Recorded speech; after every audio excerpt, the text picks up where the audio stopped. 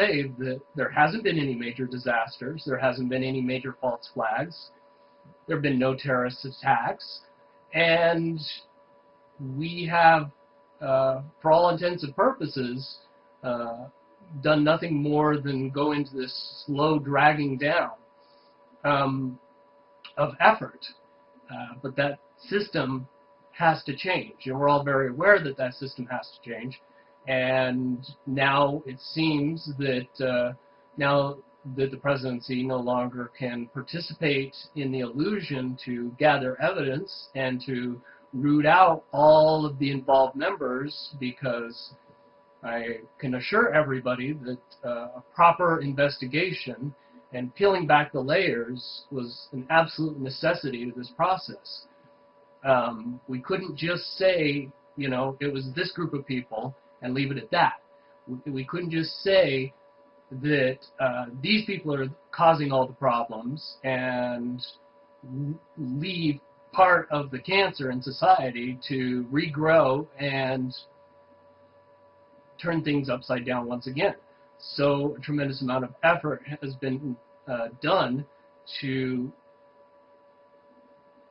go along with the path that the industries and companies and the individuals behind the scenes that have been controlling this system for hundreds of years are all rooted out, and that everybody can see exactly what's taken place. The true history of the world and of the United States could come out, and the truth had to be understood. Evidence had to be gathered.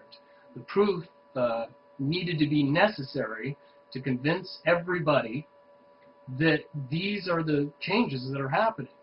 And it has taken a substantial amount of time, a lot longer than most of us would have liked to have taken. Okay, so in effect what you're saying is the information that you were given, that you feel you vetted, and that has proven itself to be a viable source, one that you, although at times are overwhelmed by, that the source itself has proven valid, and that when you received the information, what, 2 days ago, 3 days ago? Yeah, on Wednesday. Wednesday, that in fact you were taken back by this information. Oh yes, I was not prepared. I actually had to take a step back and decide if, you know, getting on a YouTube video and not doing what they requested, but taking a step that was necessary and giving the option of doing it would be, if I could do it, quite frankly. It's one thing to get on the radio and talk about, you know, good things and positive outcomes. It's another thing entirely to stand up, put yourself in the public eye, and say things that have been previously put out as information, and to stand in the face of it all and say, we have been duped for years. Right. And so in effect, just so that everybody's clear, and because the nature of this information is a bit overwhelming for you to even organize and figure out how to then come across accurately, Bill had asked me to be a part of this, just to ask him some questions and try to, if I could, perceive how the listeners are going to interpret what he's saying, and maybe ask some of the questions that some of the viewers right now are having. So Wednesday you received some information. Are you able to talk a little bit about how you received this, or is that something you're not comfortable? Back in 2008, I was asked by an individual who I can't disclose the identity of or the nature of, but I was asked if I really wanted to participate in the change that needed to take place in the country or not. And I was informed that I could make a difference if I chose to, but it wasn't going to be an easy road. Okay, so this was in 08. At the time, where were you? I was living in Las Vegas. Okay. And so at this time, you're not comfortable saying who this person was? No. Do you, in fact, know who this person was? I know the identity of the person, but I don't know, name, rank, and serial number. Okay. And this person kind of threw down the gauntlet and said, look, Exactly. kid, you kind of have more going on than you know. I'm going to lay it out for you. Here's some of the opportunities that are at your door. Yep. If you're interested, you need to make some changes and be ready for things to come. Basically, I was informed that there's a potential for me to do a great service and to live up to my oath of office and to do some great service for humanity. And after some initial reservations, I decided to take up the task. And the vetting process has been what I've been living for the past 3 years. Mm-hmm. Some promises that were made to me certainly have been fulfilled. Even though the attempts have been more than outrageous to shut me up, put me in jail, and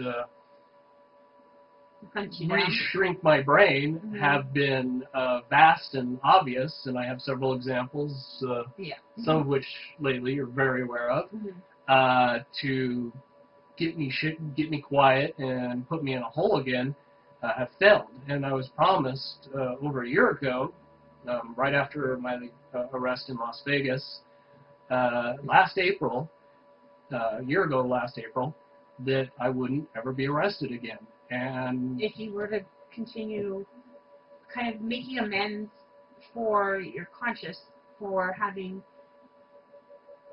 gone forward and done the job of bombing and the things that had bothered you about your career, you in fact were given an opportunity to live up to the oath that you thought you were taking. Exactly. Without a lot of instruction or guidance, it's been kind of... This has been very much what most people would consider, born experience, where, my expertise and my knowledge, after years and years of what I thought was going to be, a useless effort with my military career, are now being picked up and used. And that honor and that courage and the determination that I had in the military could be used far better than it was in the military. Okay. And so you get this information on Wednesday, and just to clarify, are you able to kind of, in a brief summation, lay out exactly what was said or communicated to you? Yeah. Basically, shortly after I took up the challenge to do this effort, I set up a very secure source of communication via the internet. Basically, it's the same levels of security and communication that people in very secure positions in the CIA, the NSA, and the Department of Homeland Security use to keep information quiet. It's also the same system that what would be called high-profile hackers and anonymous members and the occupation group use to communicate with each other. Some direction that I can point as to the evidence of this is I don't think most people know that the web address encrypted.google.com exists. But there is a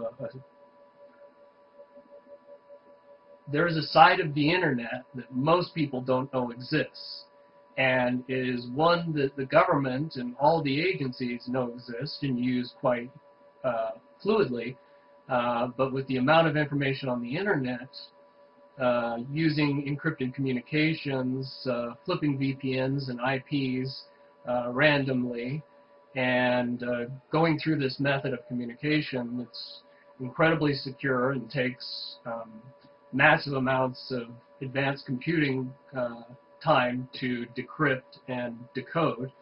And this communication is always done on a basis where the time it would take to undo the encryption on this communication would be useless by the time that they could do it, which is why I know that when I'm contacted via this channel, that it's secure and it's important to act very quickly, because there's a window of opportunity that will be lost if the information gets uncoded and read by the wrong people. Okay, so again, can you summarize what the message was? Basically, the message was that I was given the option to put out a statement about the truth about the mass arrests and the parties that are going to be involved, and specifically the fact that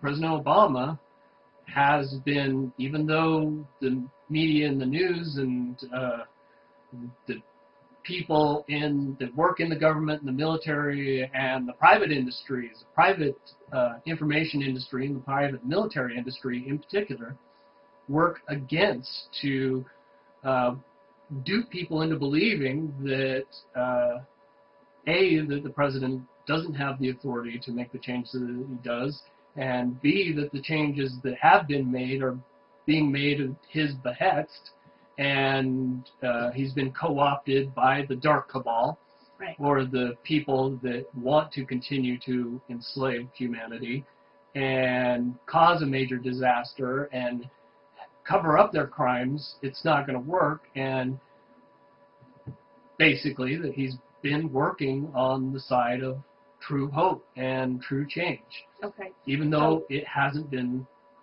given the appearance of that, because these powers control industry, they control media, they control the message, and they can spin it any way they want. Okay, so in effect, to summarize, it is that President Obama enters into office. What his awareness level at that point is, we don't have an exact proof of, but that very quickly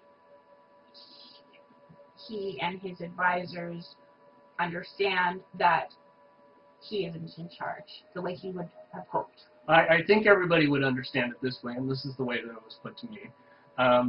Certainly the president talked about some very high ideals and some very honorable things that he wanted to do when he took the oath of office.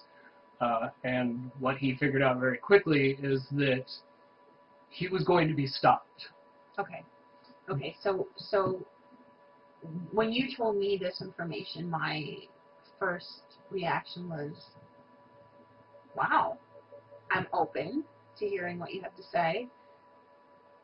And yet, there's been a lot of really scary things that have transpired that would have led me to really question the validity of that information, such as the NDAA and the recent order on Friday for the national defense. Yep. So when I asked you these things, that was like the first thing out of my mouth was, well, what about this, and what about this, and what about this? And can you share kind of how you're processing this? Because your first reaction was, I thought that too, and I've been up all night thinking about this. This was my first reaction as well. And when I asked questions, the answers that I got made sense. As far as the NDAA goes, the president initially, and even stated that publicly, was not happy about the changes with the NDAA. But it's ironic that those changes make it so that these captains of industry and these leaders of companies and like Soros and Henry Kissinger and the Rockefellers and the Rothschilds and the people that own this country, quite literally own it,